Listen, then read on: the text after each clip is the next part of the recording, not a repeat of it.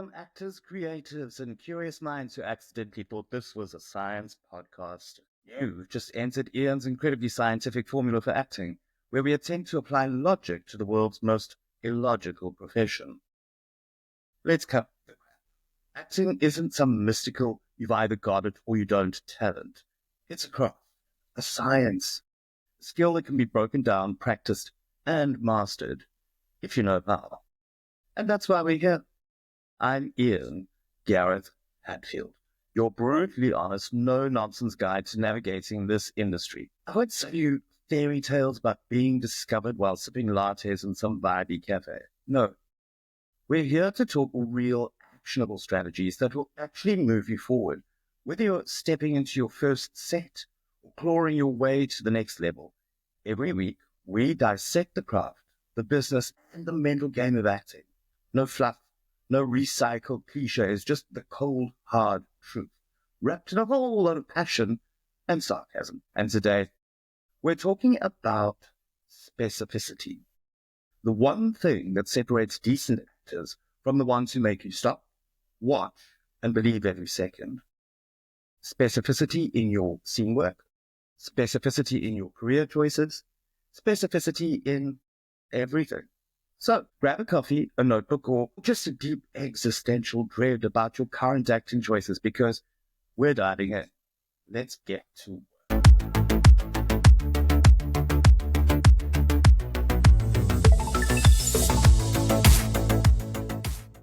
All right, actors, welcome to the deep dive, where we take a concept, slice it open, and dissect like a bunch of theatre kids at an after-show party. Today's topic: specificity. Now, if you've ever had an acting teacher scream, "Be more specific" at you, but they never actually explained how, don't worry, you're not alone. Specificity is one of those buzzwords thrown around in acting classes like it's self-explanatory, like find the truth or trust the process, whatever the hell that means. But here's the deal. Specificity is the key to everything.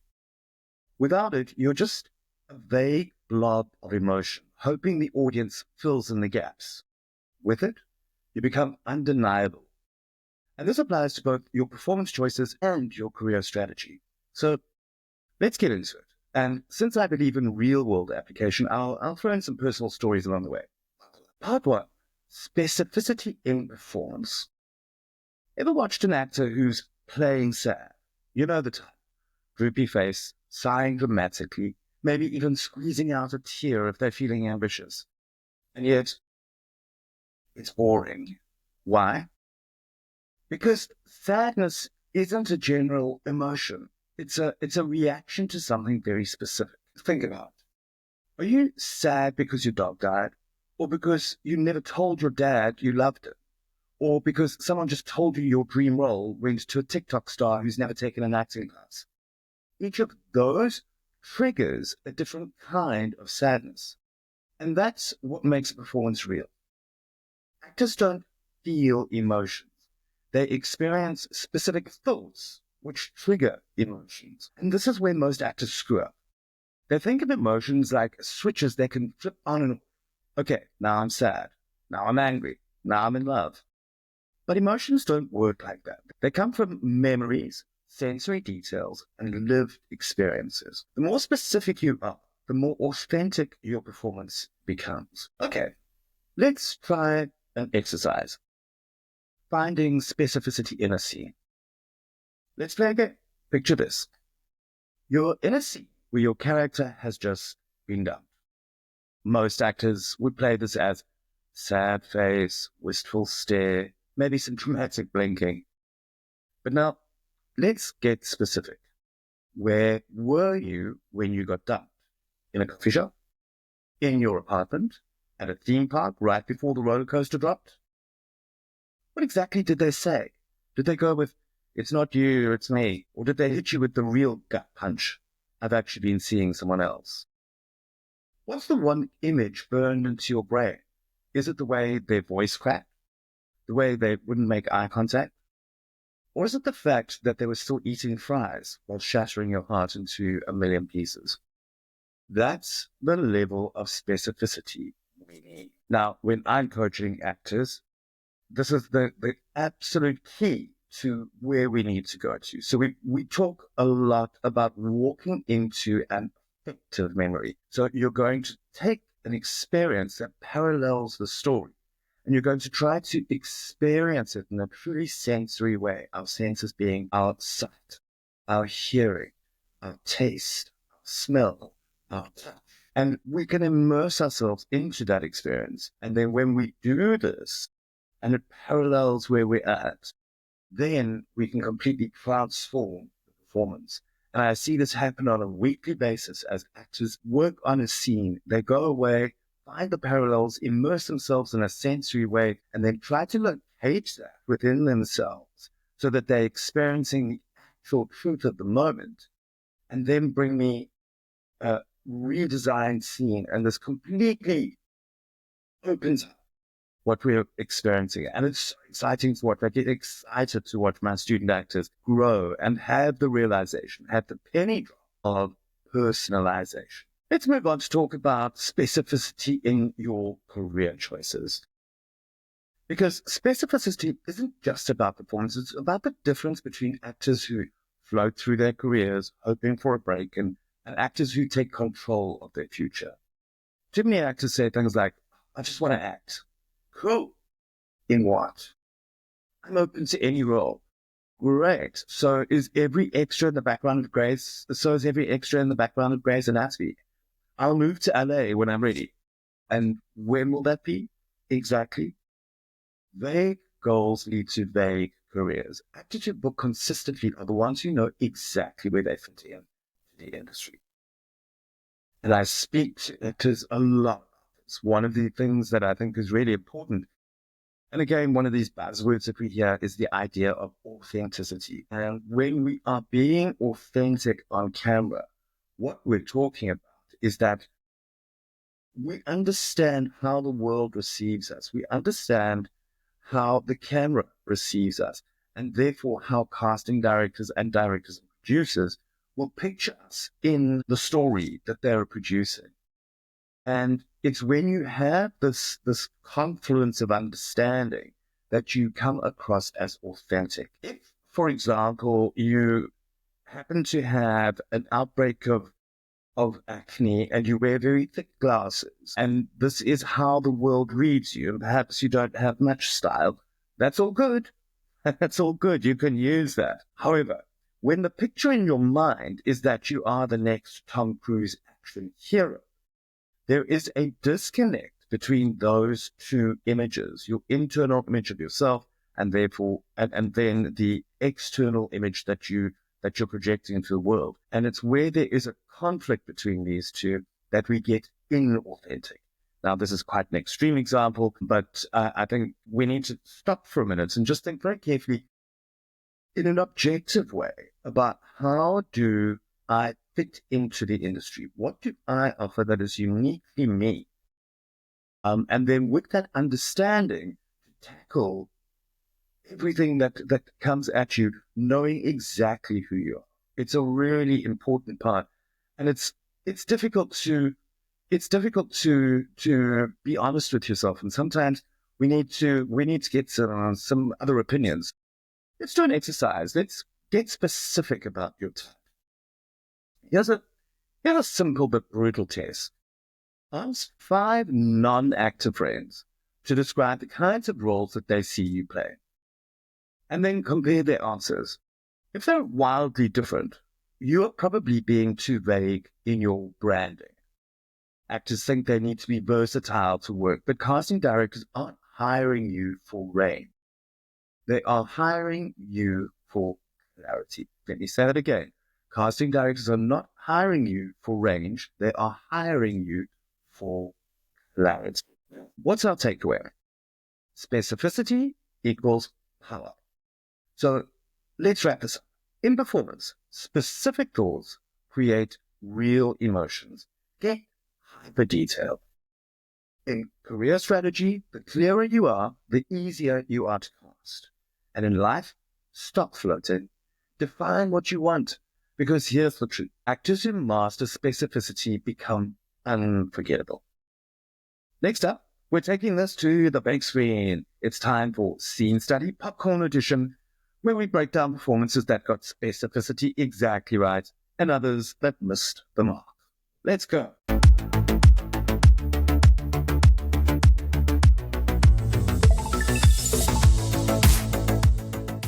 All right. Welcome to Scene Study Popcorn Edition. This is where we take a deep, borderline obsessive dive into movies, TV performances, and iconic moments to figure out what works, what doesn't, and what we as actors can learn from them. And since today's theme is specificity, we're looking at two types of performances. The ones that nail specificity so well that you feel like you're inside the character's mind. The ones that, look more like actor is doing an impression of a human being rather than actually being one. And we've got two case studies today. Let's start with one of the absolute masters of specificity. Case study number one, the masterclass in specificity, actor Meryl Streep, seeing any role she's ever played, but let's go with The Devil Wears Prada. Let's talk about how Meryl Streep turns specificity into a superpower.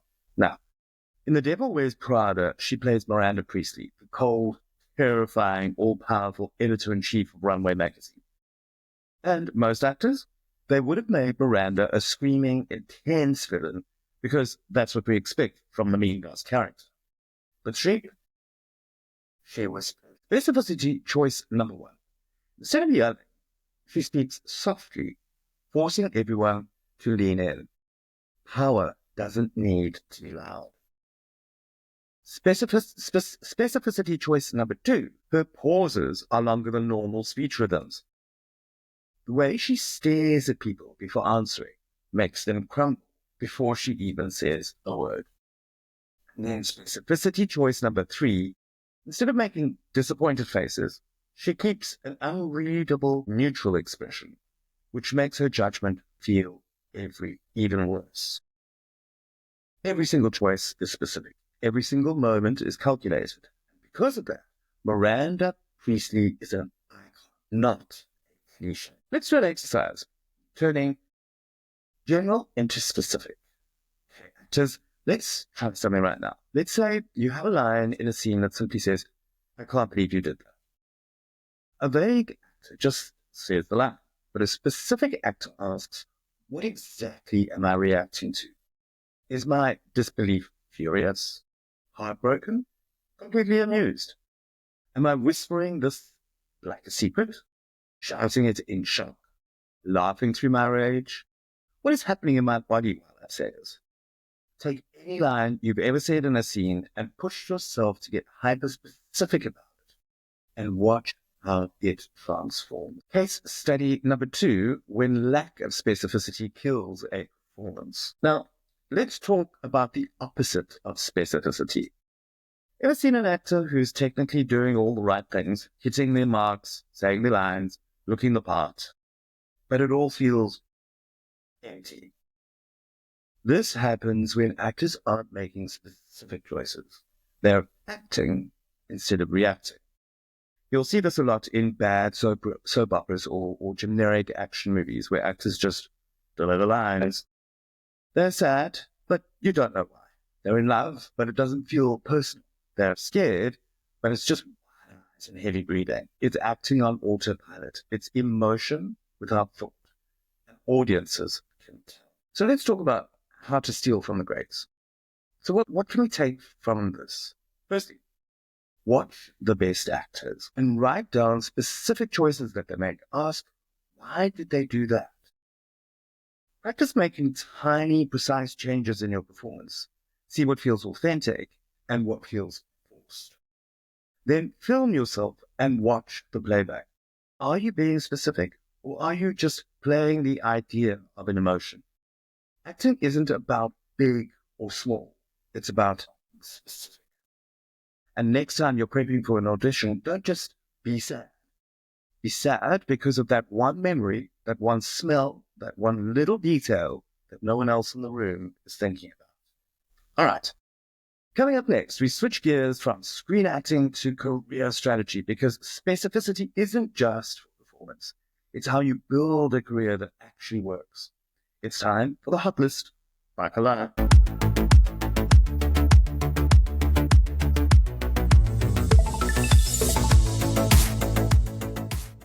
All right, actors, it's time for the hot list. This is where we take our deeply intellectual discussions about the craft of acting and absolutely set them on fire with a ridiculous, unnecessary, and possibly controversial top 10 list. Today's list, the top 10 career-killing vague statements actors make.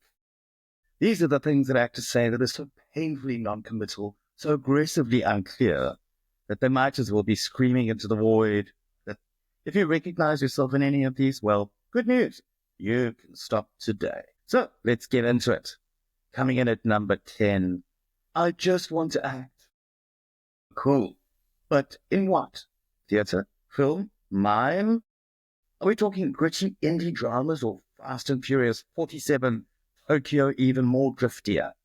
Be specific. Casting directors on site. Coming in at number 10, I'm open to any role. Sure, I bet you are. So if I offered you corpse number 3 in a medical drama where your only task is to be zipped into a body bag, you'd take it? What about playing tree number 2 in an avant-garde theatre piece where your only line is, Russell, be more specific? Coming in at number 8, I'll move to LA when I'm ready. Yes, the prophecy shall be fulfilled when the stars align and the great readiness descends upon me. Or, maybe just set a date and go. Coming in at number 7, I'll just keep auditioning and see what happens. Okay, let's check back in 5 years when you've auditioned for 600 toothpaste commercials and still don't have an agent. Is not a strategy. Coming in at number 6, I'm waiting for my big break. I hear this a lot. Listen, the only thing that just happens is bad reality TV and weird skin rashes. If you're waiting, you're losing. Period. Coming in at number 5, I don't want to be typecast. Newsflash, every working actor gets typecast. It's how you get hired. Tom Cruise plays action heroes. Helen Mirren plays regal powerhouses. Nicolas Cage plays, well, the Nicolas Cage wants. Own your lane first, then expand. Coming in at number 4, I'll figure it out. Will you? Will you really? Or are you just going to take another acting class and hope the universe rewards your efforts with a guest spot on Bridgerton? Coming in at number 3, I just need to get in front of the right people. Yes, the magical right people, trademark. They will see you, sense your raw talent, and cast you immediately. Or you could put in the work, build a reel, market yourself, and actually become undeniable. It's just a thought. Coming in at number 2, I'm not in it for the money. But your landlord, the grocery store, your Wi-Fi provider, they are in it for the money. Get paid. It's a job. And coming in at number 1, I just want to be discovered. So you want to be the 1 in a million person who gets plucked out of obscurity while bagging groceries? Good luck. The rest of us will be building our careers while you stare longingly at the horizon. And there you have it. 10 statements that actors need to throw in the bin immediately.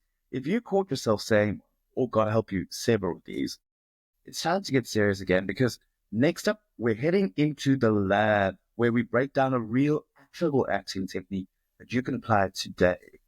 And in honor of specificity, we're starting with a fundamental principle that separates amateur actors from professionals. What is screen acting actually about? Let's get into it.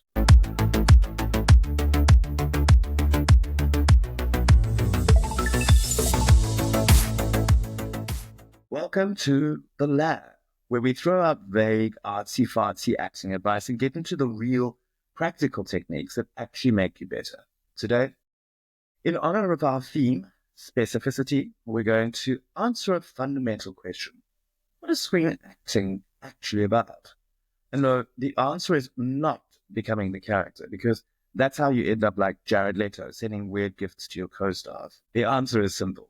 Screen acting is about reacting, not performing. And this, my friends, is where specificity becomes your greatest weapon.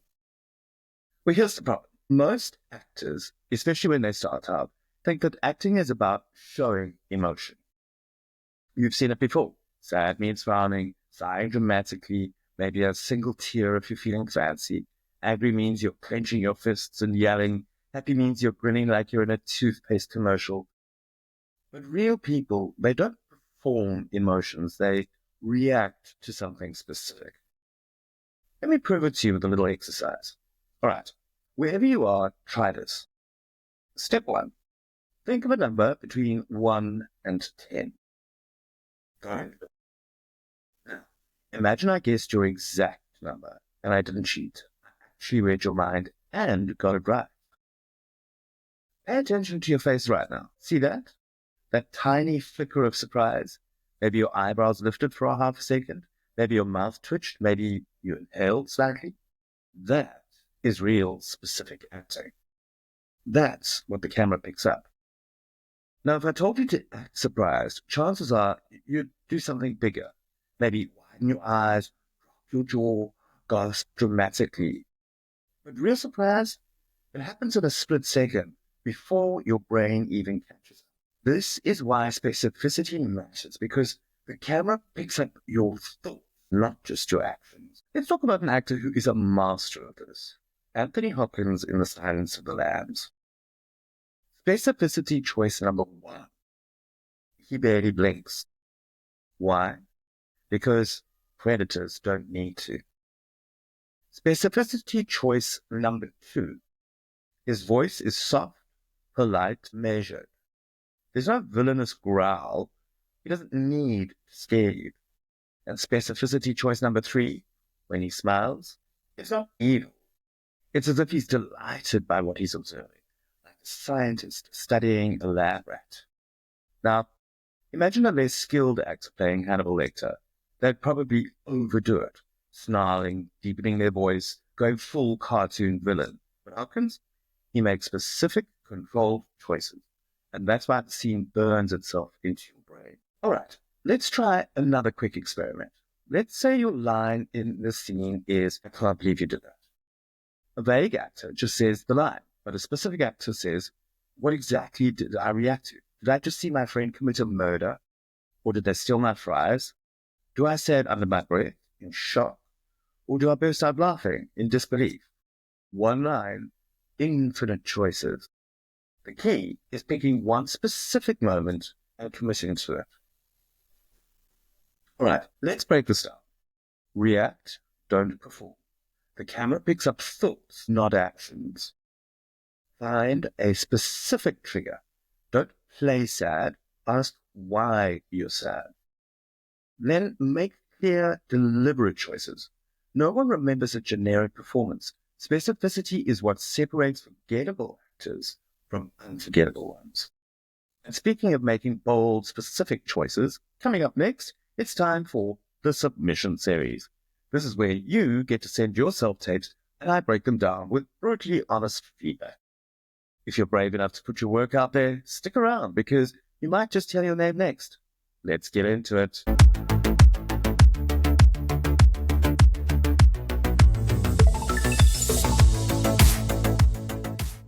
All right, actors, it's time for the submission series. Now, this is where I normally take a real self-tape from one of you brave souls and break it down. What's working, what's not, and how to make it impossible to ignore. But we don't have a submission this week, which means one of two things. Either you're all out there crushing your auditions flawlessly, or you're sitting on your self-tapes too scared to send them. So let's fix that. If you want honest, constructive feedback from someone who actually knows what casting directors are looking for, here's what you need to do. Send a link to your best self-tape to info@pureactingacademy.com. No giant email attachments, no WeTransfer links, just a watchable link. Doesn't matter if it's a monologue, a scene, or dramatic reading of your grocery list. If you've got the guts to put yourself out there, I've got the feedback to help you improve. So if you're serious about getting better, send it in. You might just hear your name on next week's episode. But for now, we're moving on. It's time for our final segment where I leave you with something to chew on.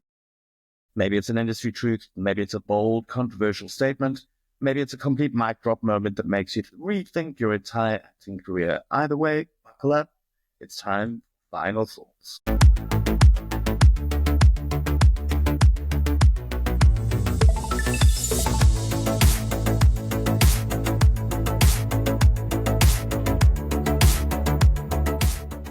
And here we are, final thoughts. The last stop before we call it a wrap. Let's be real for a second. If you take nothing else from this episode, take this. Specificity is everything. It's what makes your performances believable. It's what makes your career strategy effective. It's what separates just another actor from someone who demands to be noticed. Actors spend way too much time being vague. They give vague performances, they set vague career goals, they sit around waiting for some mystical big break to land in their lap, instead of making clear, specific moves to take control of their damn career. And if that stung a little, good. Because the best actors, the ones who actually make it, are the ones who are willing to hear the hard truth, adjust, and level up. You don't become a great actor someday. You don't wake up and suddenly feel ready. You get better by making specific choices today. Make a specific choice in your next scene. Set a specific career goal for your career. Send in a damn self-tape instead of sitting on your hands, because waiting is a choice, and so is taking action. The actors who win, they don't wait, they don't hope, they decide. Which one are you? If you loved today's episode, here's what I need you to do. Subscribe, because we're only just getting started. Leave a review, because the algorithm gods must be fed. And share this episode. Send it to an actor who needs a little tough love. And submit your self-tape. Seriously, what are you waiting for? And most importantly, keep showing up, because this craft isn't about talent. It's about consistency. And the fact that you're here, listening, learning, pushing yourself, that already puts you ahead of most people. So keep going. I'll see you next week.